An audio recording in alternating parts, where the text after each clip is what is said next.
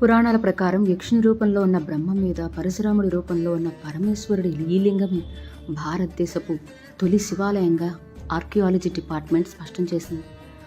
2వ శతాబ్దంలో శాతవాహనులు స్వయంభువుగా వెలిసిన ఈ ఆలయానికి పునాది వేస్తే 3వ శతాబ్దంలో పల్లవులు ముగించారని నిర్ధారించింది. ఆలయ నిర్మాణ విజ్ఞానం మాత్రం అత్యద్భుతం. వర్షం వెలుతురు వచ్చే విధంగా రూఫ్ భాగం మొత్తం ఇదిగో ఇలా నిర్మించారు. ఆ కాలంలోని సైన్స్కు మనం మోకరిల్లాల్సిందే. ఇదిగో కాశీ నుంచి శ్రీకాళహస్తి మీదుగా గంగా నది ఇక్కడి వరకు ఇలా సొరంగ మార్గం ద్వారా వస్తుంది.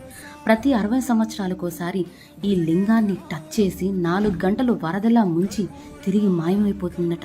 1945 2005లో జరిగిందని వృద్ధులు చెప్పారు. మళ్ళీ 2065లో జరుగుతుంది. ఇక ఇది పూజల అనంతరం అమ్మవారి నగల్ని ఇదిగో ఇలా గోడల్లో భద్రపరిచేవారట.